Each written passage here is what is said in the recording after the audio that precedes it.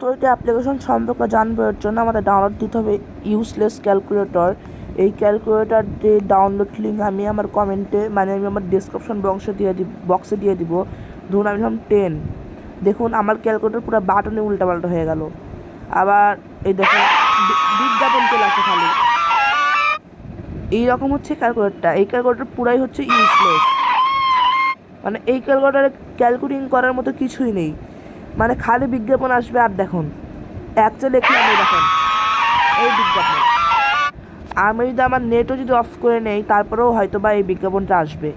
দেখি এই যে 10 প্লাসই এখানে নাই, এই তো প্লাস, এই দেখুন আবার চলে আসছে। এটা হচ্ছে আমাদের ইউজলেস ক্যালকুলেটর বৈশিষ্ট্য। লিঙ্ক থাকবে কমেন্ট ডেসক্রিপশন বক্সে।